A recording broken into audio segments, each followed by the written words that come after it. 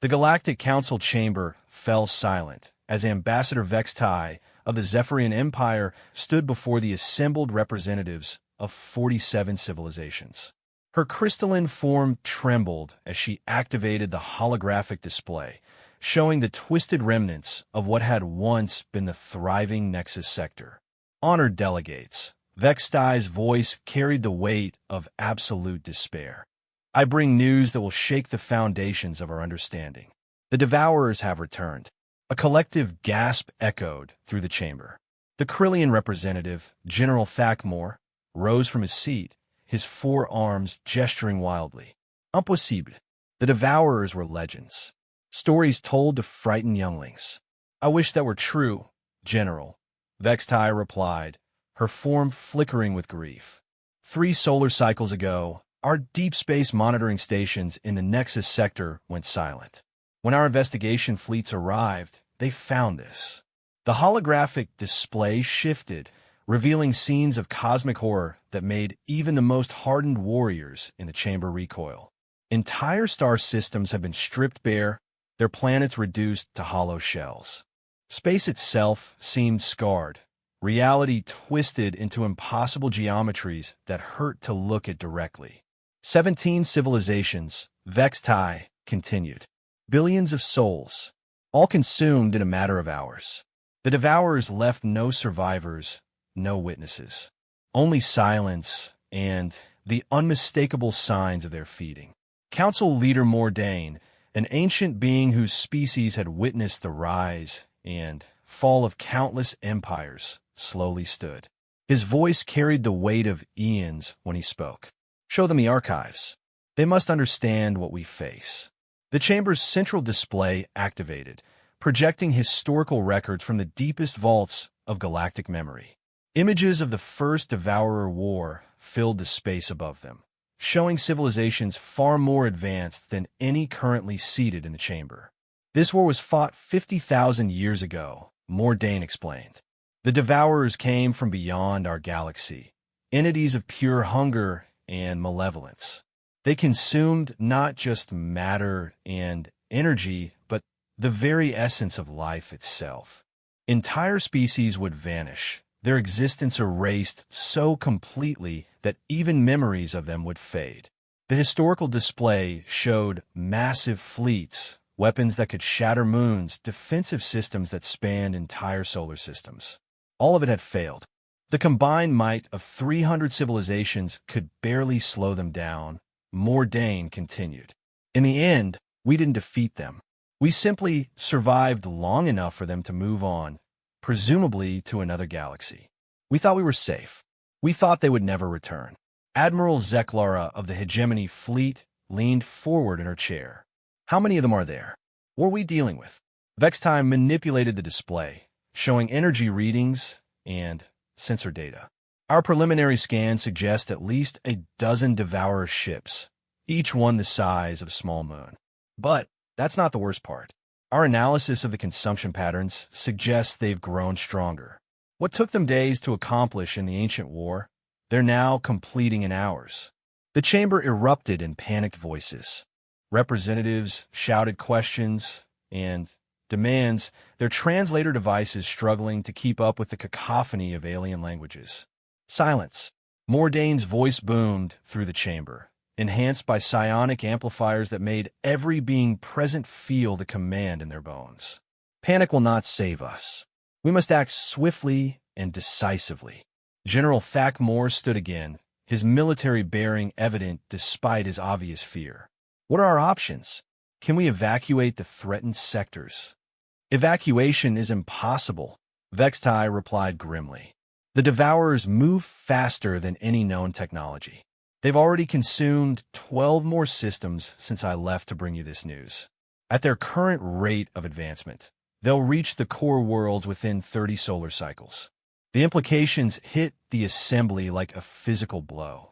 The core worlds contain the heart of galactic civilization, home to trillions of beings across hundreds of species. Then, we fight, declared Commander Yulvon of the Stellar Defense Force. We unite every fleet, every weapon, every soldier. We make our stand. With respect, Commander, Mordain said sadly.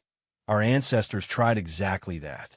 The combined military might of the ancient galaxy was swept aside like dust in a solar wind.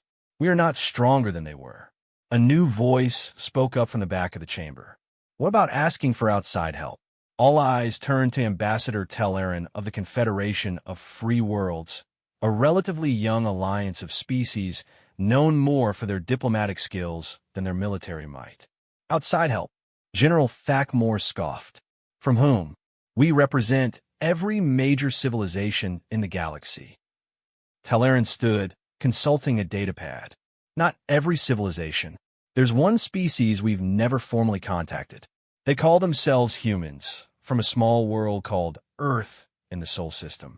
They're located in what we've always considered an insignificant arm of the galaxy. Primitives, Admiral Zeklara dismissed. Our scouts reported they've barely achieved faster-than-light travel. What could they possibly offer? Perhaps nothing, Telerin admitted. But they have one quality that might be relevant. They're the only species we've encountered that seems to thrive on conflict. While the rest of us evolved past our aggressive tendencies, humans apparently never did. They've fought constant wars throughout their entire history. Mordain considered this. You suggest we recruit barbarians? What good would primitive fighters do against entities that can devour stars? I don't know, Telerin replied honestly, but conventional wisdom has failed us before. Maybe it's time to try unconventional approaches. Vextai manipulated her display again, showing the expanding zone of devourer influence. We're running out of time and options. In 72 hours, they'll reach the Titan Nebula. If they consume the energy farms there, they'll gain enough power to accelerate their advance even further. The chamber fell silent as the weight of their situation became clear. 47 of the galaxy's most advanced civilizations, representing thousands of years of scientific and military development, and they were helpless against an enemy their ancestors couldn't defeat at the height of galactic power. I'll go, Telerin said suddenly. I'll contact these humans and see if they're willing to help. It may be pointless, but we have nothing to lose. General Thakmore laughed bitterly. What do we possibly offer them?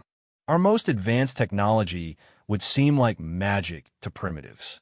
According to our cultural studies, humans value something called friendship, Telerin replied. Perhaps we simply ask for their help as equals, not as superiors seeking tools. Admiral Zeklara shook her head. This is madness. We're wasting precious time on fantasies while reality destroys everything we've built. Then what do you propose? Mordain asked. Our fleets are already mobilizing. Our evacuation protocols are active, and our scientists are working around the clock to find weapons that might hurt the Devourers. What else can we do? The silence that followed was answer enough. Very well, Mordain decided. Ambassador Telerin, you have 48 hours to make contact with these humans and determine if they can offer any assistance. The rest of us will continue our preparations for what may be the final war our civilizations ever fight. As the council session ended and representatives hurried away to their various tasks, Telerin remained behind, studying the data about humanity. The reports painted a picture of a species unlike any in the galactic community. Where other races had evolved beyond violence, humans seemed to have weaponized it. Where others sought harmony, humans appeared to thrive on competition and conflict. Curious creatures, she murmured to herself, noting their seemingly impossible contradictions. They were simultaneously capable of incredible compassion and unthinkable brutality, often within the same individuals. They formed bonds that transcended logic and held grudges that defied reason. Most puzzling of all, they seemed to have developed something their xenobiologists called tactical flexibility to an unprecedented degree. While other species excelled at specific forms of combat, humans apparently adapted their methods constantly, learning from each defeat and growing stronger with every challenge. Perhaps, Telerin thought as she prepared for her journey to Earth, what we need isn't another advanced civilization. Perhaps we need something different entirely. The journey to Earth would take her through space already touched by the Devourer advance. Her ship's sensors picked up the residual energy signatures of consumed worlds, reality itself still healing from wounds that might never fully close. Each dead system served as a reminder of what awaited the galaxy if they failed. As her ship approached the Sol system, Telerin received an urgent communication from the Council. The Devourers had accelerated their advance. The Titan Nebula had fallen 6 hours ahead of predictions. Time was running out faster than anyone had imagined. Unknown vessel, this is Earth Defense Command. You are approaching restricted space. Identify yourself and state your intentions. The human voice through her communications array was crisp, professional, and carried an undertone that made Telerin's scales tingle. These beings radiated a confidence that seemed entirely out of proportion to their technological capabilities. "This is Ambassador Telerin of the Galactic Council," she replied. "I request immediate audience with your leaders on a matter of utmost urgency. The galaxy is under attack, and we need your help." There was a pause before the human voice responded. "Ambassador, you're going to want to speak with Admiral Chun. I'm transmitting landing coordinates for Luna Base. Be advised, you'll need to maintain formation with our escort fighters." Telerin watched as a squadron of small human craft approached her much larger and more advanced ship. The fighters were primitive by galactic standards, but something about their formation and movement patterns suggested a level of tactical awareness that impressed her despite herself. As Earth's moon grew larger in her viewport, Telerin found herself hoping that her desperate gamble might actually pay off. The galaxy needed a miracle, and perhaps these strange, violent, contradictory humans might provide one. The docking bay of Luna Base was bustling with activity as Telerin's ship settled into its berth. Through her sensors, she could see hundreds of humans working with machinery that was crude but effective, their movements coordinated with a precision that spoke of long practice. Admiral Chun was waiting for her at the airlock, a stern-faced woman whose eyes held depths that reminded Telerin of combat veterans from a dozen different species. When Telerin emerged from her ship, the Admiral stepped forward with a confidence that was almost unsettling. "Ambassador," Admiral Chun said, offering what humans called a handshake. "Welcome to Luna Base. I understand you have something urgent to discuss."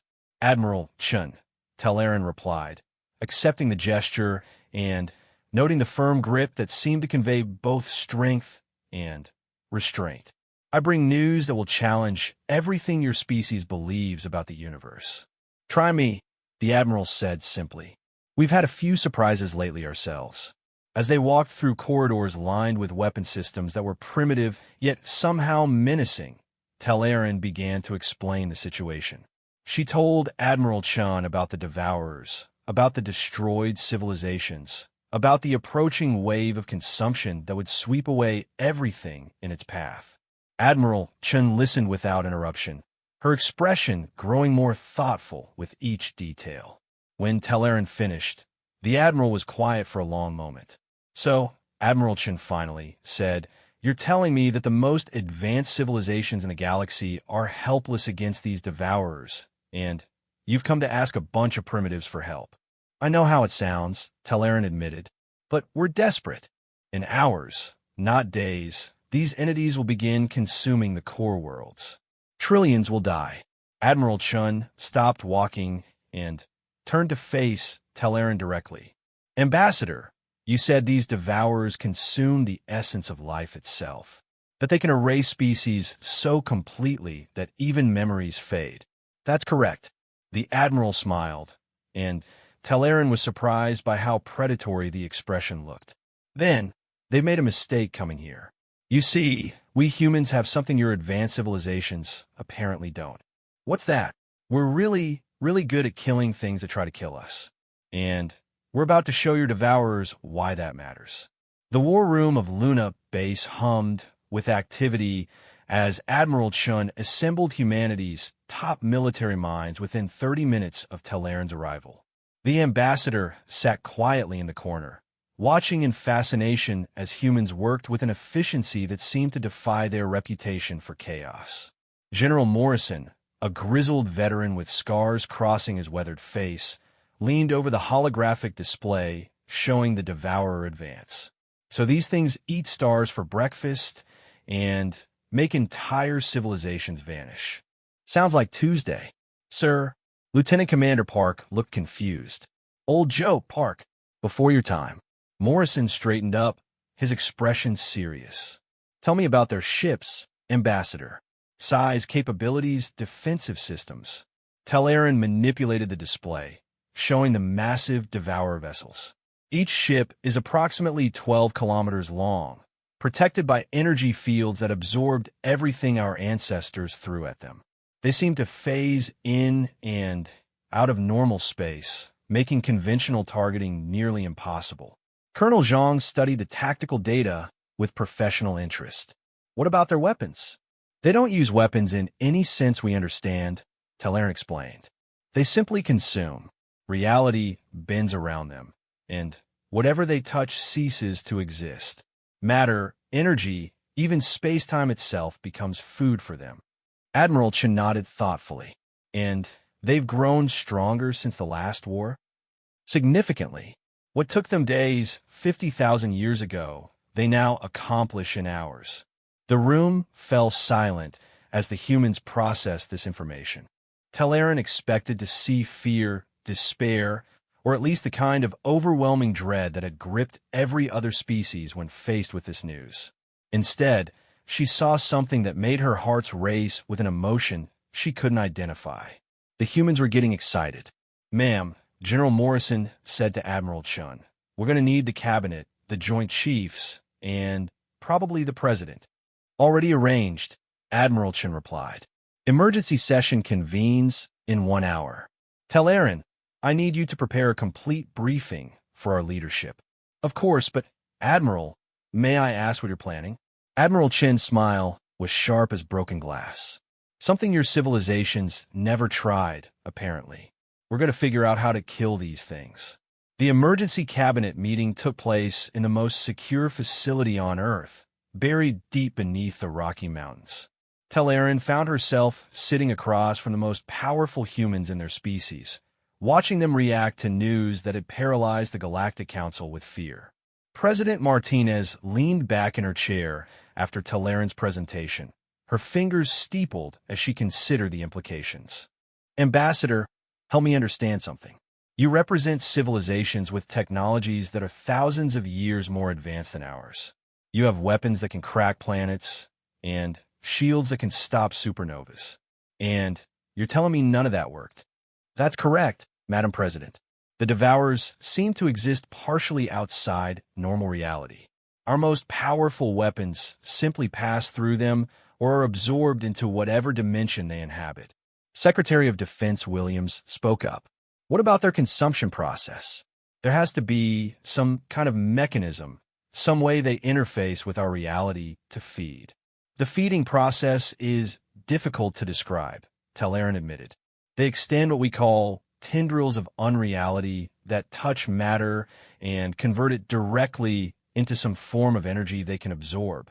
The process seems to violate several fundamental laws of physics. General Patterson, chairman of the Joint Chiefs, studied the tactical displays. These tendrils, they have to have some kind of physical component, right?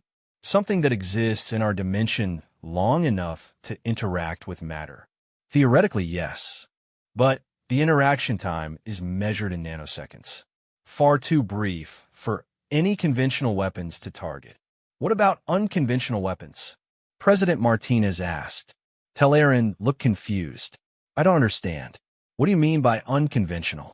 The humans exchanged glances that Telerin was beginning to recognize. It was the look they got when they were about to do something that other species would consider impossible or insane.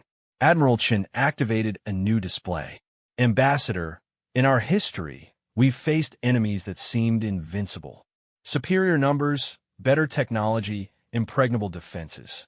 Each time, we found a way to win by changing the rules of engagement. But these entities exist partially outside reality itself. Exactly, said Dr. Elizabeth Hayes, the president's science advisor, which means they have to use significant energy to maintain coherence in our dimension. That gives us a vulnerability to exploit. Tel'aran's crystalline form flickered with confusion. I don't understand how that helps. Energy expenditure doesn't create physical weakness. It does if you know how to force them to use more energy than they can sustain, General Patterson replied. Tell me about their movement patterns. Do they coordinate their attacks? Yes, they move as a unified force. Our analysts believe they share some form of collective intelligence. Hive mind, Admiral Chen murmured. That's both a strength and a weakness. President Martinez stood up, her decision made. Admiral Chen, how long do you need to prepare? For what, Madam President? To save the galaxy, Admiral. How long? Admiral Chen consulted with her staff via neural link, humanity's latest advancement that Tel'aran hadn't realized they possessed. 48 hours to mobilize our fleets and implement the operational plan. You have it. What do you need from our guest? Tel'aran stood hastily. Madam President, you don't understand. These entities have destroyed civilizations that make your entire species look like children playing with sticks. You cannot simply attack them and expect to win. You're right, President Martinez replied calmly. We can't simply attack them. That's why we're not going to attack them at all. The next 36 hours passed in a blur of activity that amazed Tel'aran. Human ships began arriving from across their solar system. Vessels that looked crude compared to galactic standards, but moved with a precision that spoke of careful engineering and tactical flexibility. What impressed her most was watching human crews modify their equipment in real time. Instead of the careful, methodical approaches favored by other species, humans seemed to thrive on improvisation and rapid adaptation. Ambassador, Commander Sarah Kim of the USS Prometheus approached Tel'aran as she observed the preparations. Admiral Chen asked me to show you something. They walked to the main hangar bay, where Tel'aran saw something that made her question everything she thought she knew about human capabilities. The ships being prepared weren't warships in any conventional sense.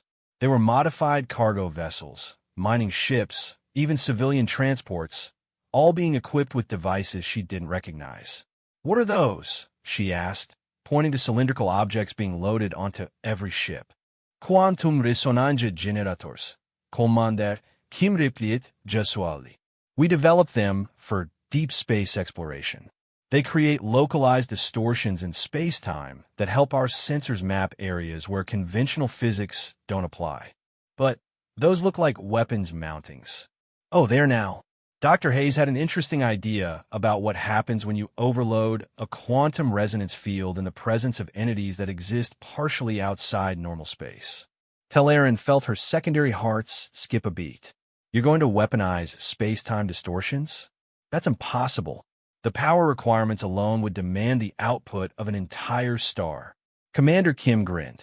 Yeah, that would be a problem if we were using conventional power sources.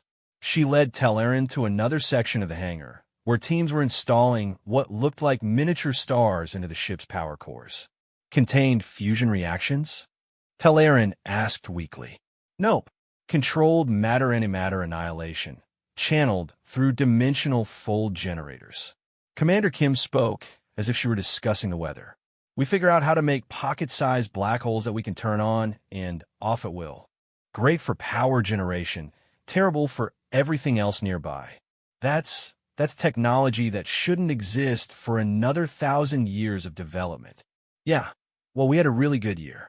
Amazing what you can accomplish when your entire species decides to work together on a problem. Tel'aran watched human engineers casually handling forces that could unmake solar systems, treating universe-breaking technology like everyday tools. She was beginning to understand why Admiral Chen had seemed so confident. There's something else, Commander Kim said. The Admiral wants you to see our tactical deployment. The command center's main display showed the human fleet spreading across the solar system in a pattern that made no tactical sense to Tel'aran. Instead of concentrating their forces or establishing defensive perimeters, the ships were scattered seemingly at random. This formation makes you vulnerable to being defeated in detail, Telerin pointed out. The Devourers will be able to attack your ships individually. That's exactly what we want them to do, Admiral Chen replied, appearing beside them. Ambassador, you said these entities coordinate their attacks, right? Yes, they act as a unified intelligence. Then, they'll make the same mistake every hive mind makes. They'll assume that destroying our ships one by one is the most efficient approach. They'll try to optimize their attack pattern. Ow, was that a mistake? Admiral Chen's smile was predatory. Because we're not trying to stop them, Ambassador. We're trying to trap them. Before Telerin could ask what that meant, alerts began sounding throughout the command center. The main display shifted to show long-range sensor readings from the edge of human space. Contact, Lieutenant Park announced. Multiple large signatures approaching from the direction of Alpha Centauri. Configuration matches the Devourer vessels described in the Ambassador's briefings. How many? Admiral Chen asked. 14 ships, Admiral. They're moving at approximately 0.7 light speed. Time to intercept. 47 minutes at current velocity. Admiral Chen activated the fleet-wide communication system. All ships, this is Luna Command.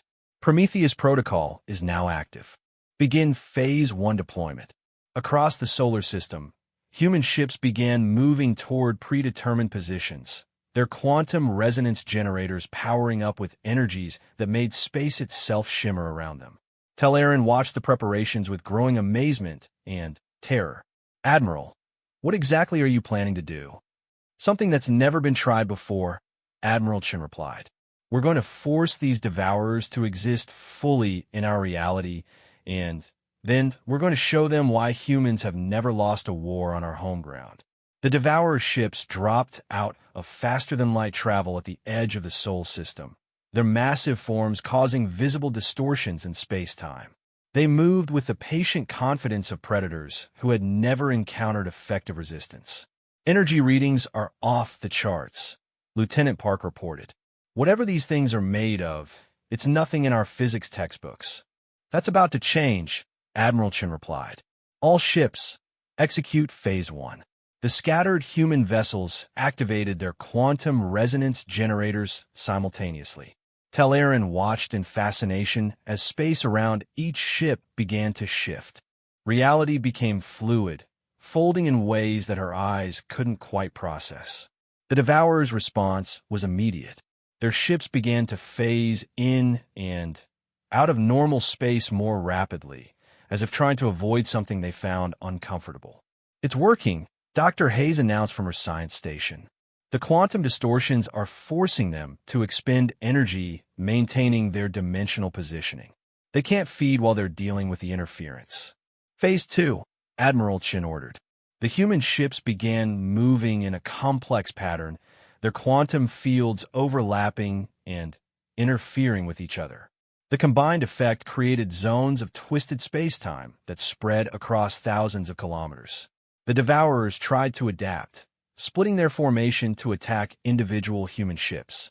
It was exactly what Admiral Chen had predicted they would do. They're taking the bait, Commander Kim reported. Devourer ships are moving to engage our outer perimeter vessels. Let them come, Admiral Chen replied. All ships, maintain your positions until the targets are fully committed. Telerin watched in amazement as the Devourers approached the human ships, their feeding tentacles extending into normal space to begin the consumption process. But something went wrong. Instead of the usual instantaneous obliteration, the human vessels seemed to resist, their quantum fields interfering with the Devourer's ability to convert matter and energy. Now, Admiral Chen commanded, execute Phase 3. Every human ship in the system activated their quantum resonance generators at maximum power simultaneously. The effect was unlike anything Telerin had ever witnessed.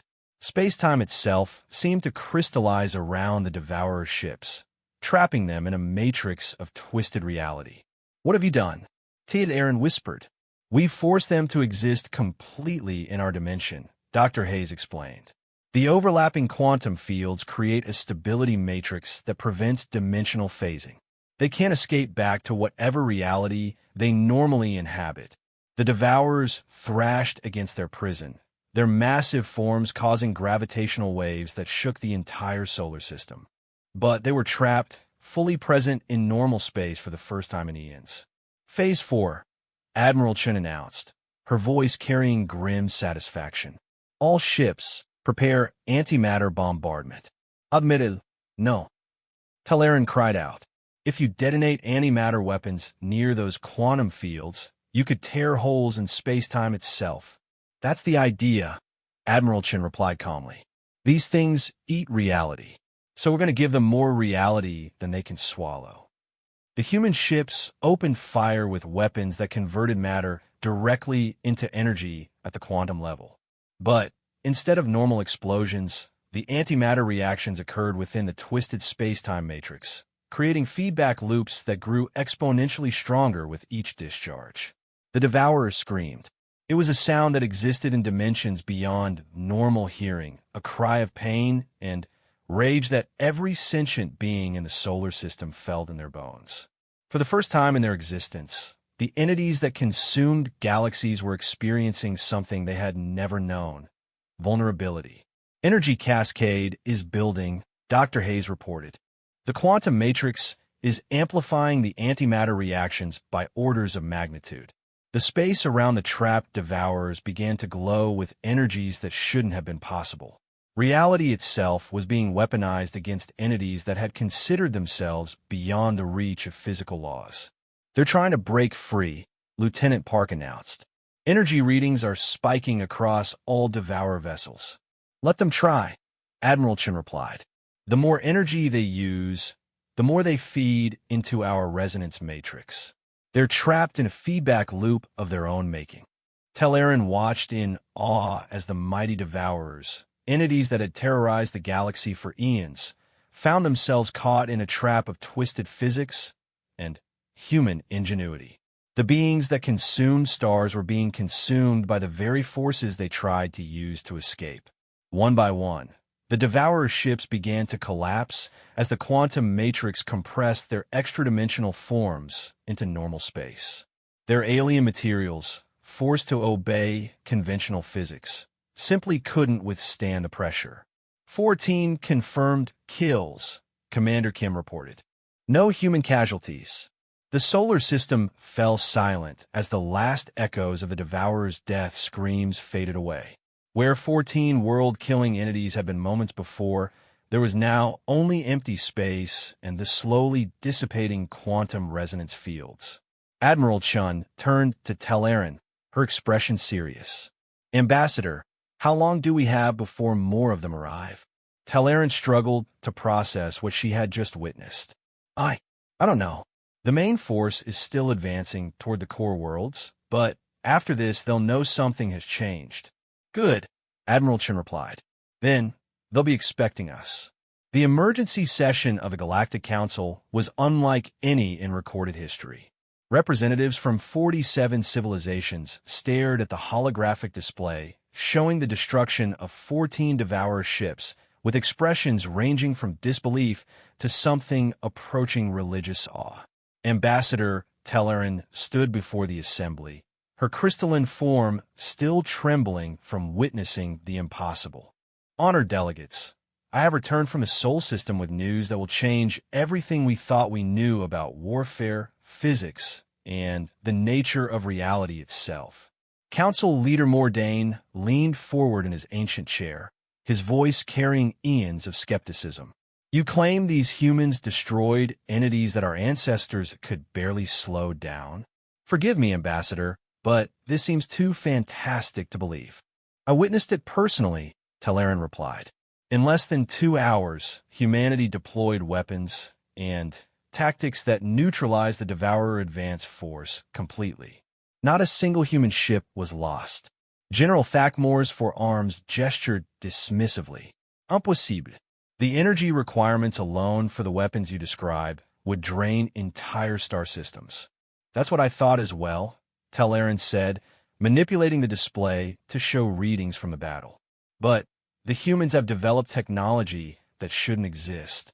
They're using controlled matter-antimatter annihilation as a power source, channeled through something they call dimensional fold generators. The chamber erupted in voices as delegates argued among themselves, their translation devices struggling with concepts that had no equivalent in their languages.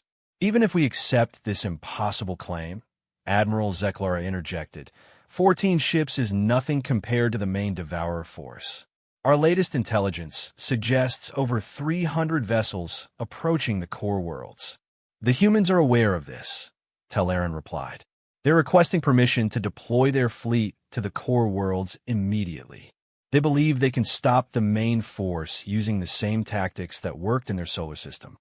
The chamber fell silent. The implications of allowing a primitive species access to the most heavily defended region of galactic space were staggering. You're asking us to trust our most precious worlds to barbarians who've barely achieved interstellar flight, Admiral Zeklar said coldly. I'm asking you to trust the only species that has successfully killed Devourers in 50,000 years, Telerin replied firmly. Before anyone could respond, emergency alarms began sounding throughout the chamber. Council Leader Mordain activated the priority communication channel, and the massive form of Fleet Admiral Kextera appeared in the center of the room. Council Leader, the Devourer main force has accelerated beyond all projections. They've somehow gained additional energy and are moving at twice their previous speed. Estimated time to core world contact is now 8 hours, not the 36 we calculated. The blood drained from every face in the chamber. 8 hours was barely enough time to complete evacuation protocols, let alone mount any kind of defense. There's more, Admiral Kextera continued grimly. Our deep space monitors detected a massive energy surge from the direction of the Sol system approximately 4 hours ago. The energy signature was unlike anything in our databases.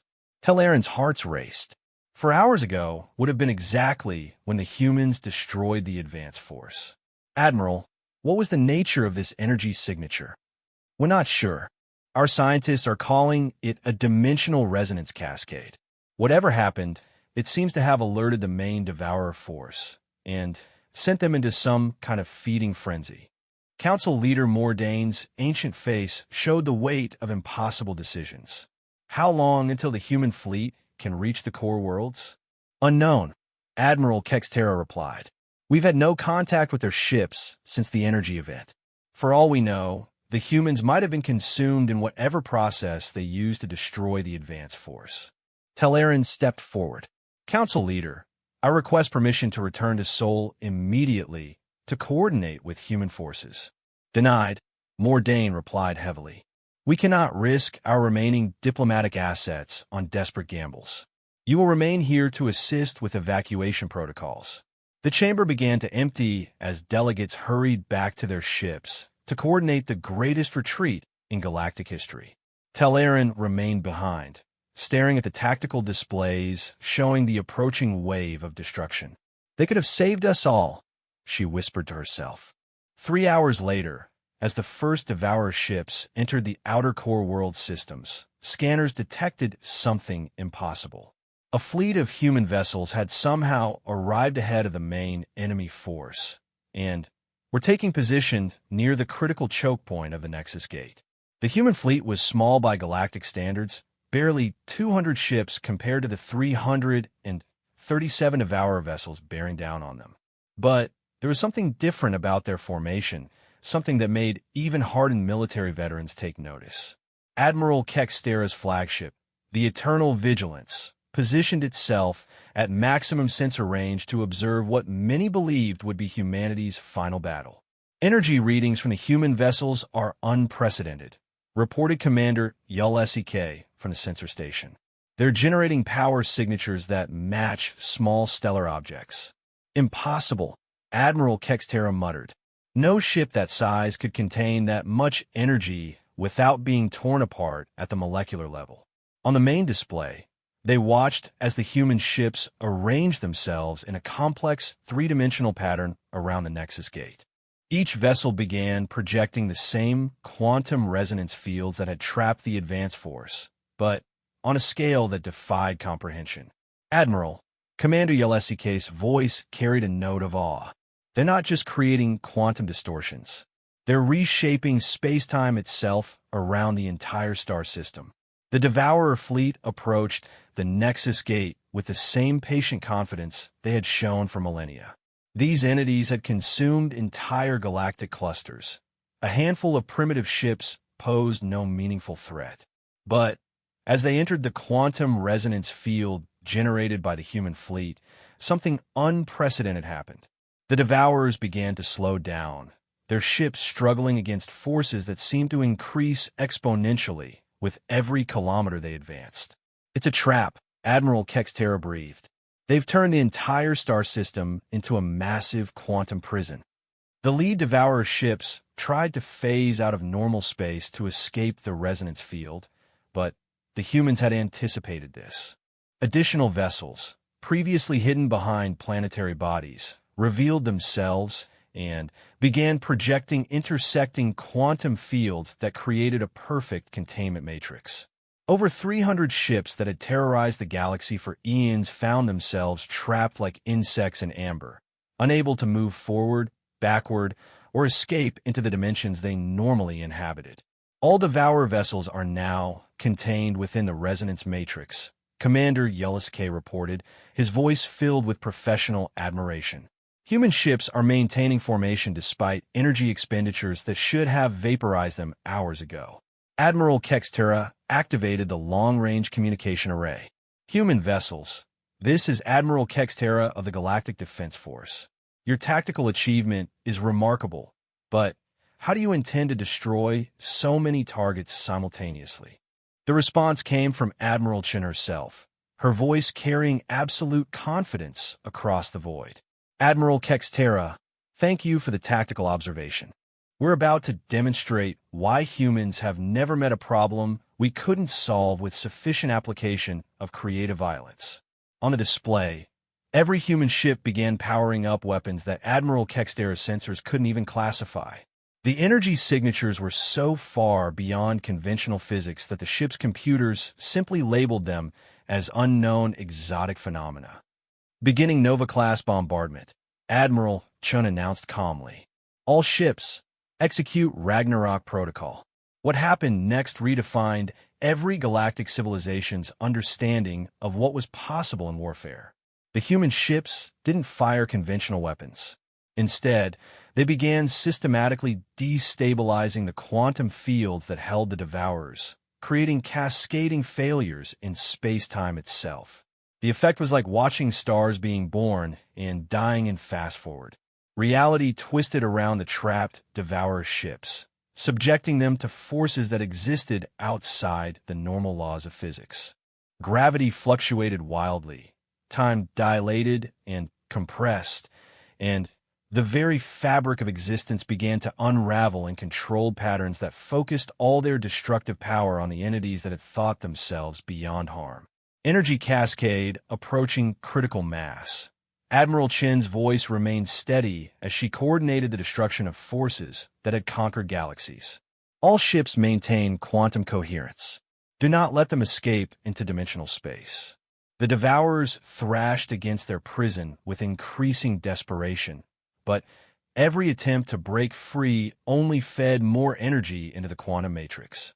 They were trapped in a feedback loop of their own power, being consumed by the very forces they had used to devour others. One by one, the mighty ships began to implode as their extra-dimensional components were forced to conform to normal physics. The entities that existed partially outside reality found themselves compressed into three-dimensional space, with predictably catastrophic results. "This is impossible," Commander Yulisuke whispered. "They're not just destroying the Devourers. They're erasing them from existence entirely." Admiral Kextera watched in awe as 337 of our vessels, each one capable of consuming entire star systems, were systematically reduced to quantum foam by a species that had achieved interstellar flight barely a century ago.